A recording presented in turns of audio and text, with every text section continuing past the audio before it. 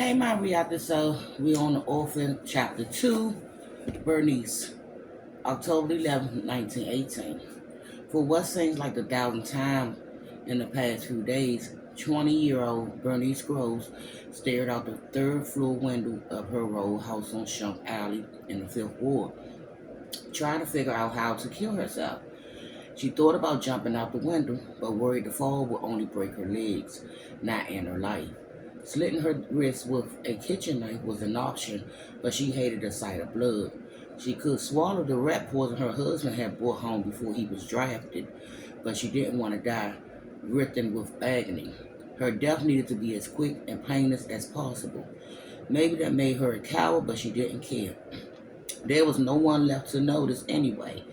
Then her eyes traveled to the clothesline between the buildings, crisscrossing the alley like the thread of a giant spider web, braiding several lengths of it together, making a rope strong enough to hold her weight so she could hang herself.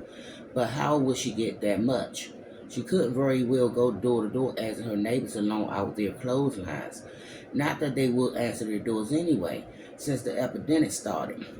Had it been a week, 10 days, 14, no one dared let anyone but family into their homes, and sometimes not even them.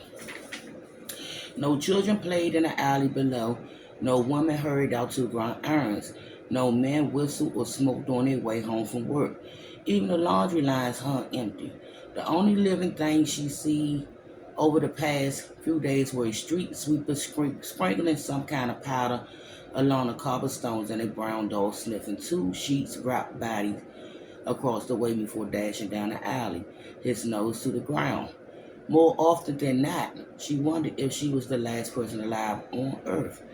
It was easy to understand why the man who lived upstairs, Mr. Workner, had shot his wife and two children before putting a gun to his own head instead of letting the flu decide their fate, while the rest of the city waited in fear in body piles up outside the morgues and cemeteries. He had taken matters into his own hands. She would have done the same thing if she'd known a week ago what she knew now, and if she had a gun. Hopefully, she already had the flu and would be dead soon anyway. Then she would be with her husband or her son. Except she didn't want to wait that long. She wanted to die now. To escape this wrenched grief, this horrible, heavy ache in her chest. She couldn't stand the agony another minute. The Bible said taking your own life was a sin, but surely God will understand that a mother couldn't live without her child. Surely He will understand why she longed to be reunited with her son in heaven. Everything she knew to be gone was good. Good was gone. Everything she knew to be true and absolute and fair about the world has been destroyed. Maybe she should just stop eating. Not that she had been eating anyway much. How could she think about food when her baby boy was dead? How could she swallow a bite of doughy bread with sweet jam or soothe her dry throat with hot tea with honey?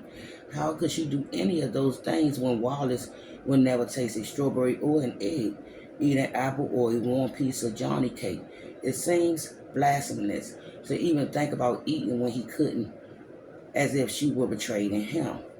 A loaf of bread wrapped in a cheesecloth sat untouched in her dresser drawer, along with a pound of lard, a few strips of cooked bacon, and a dozen eggs in a larder, 3 bottles of cereal, several jars of pears and tomatoes, and a half-dozen cans of beans and curds on the kitchen shelves. She thought about leaving the food outside her neighbor's door, but couldn't find the strength or desire to pack it up and take it out. And despite her revelations at the thought of eating every now and then, the desperate gnaw of hunger grew unbearable, as if her stomach were eating itself from the inside out. She tried to ignore it by lying down and hoping she would pass out or starve to death, but an involuntary will to survive always seemed to win, and she had teared into a box of cornflakes, disgusting and crying and hating herself as she shoved them into her mouth. Then, with her hunger abated, she made a vow to start starving herself all over again and begged Wallace to forgive her for being so weak. Thinking about her beautiful baby boy, her burning eyes filled, and she looked over at him a week ago. He'd been the picture of health, giggling and babbling and reaching for her with his chubby little hands. Then he woke up with a fever and a cough. Refusing to nurse, After 2 days of trying every recommended cure for the flu, onion syrup, chlorine lime, whiskey, Mr. Winslow soothing syrup, she bundled them up and ran what seemed like 100 blocks to the nearest emergency room, the local poorhouse, which has been converted after the epidemic started. Crying the whole way, she prayed that the good Lord would save her only child. She already lost her husband to war. How much misery was one person supposed to endure? And I'll be back with chapter 2.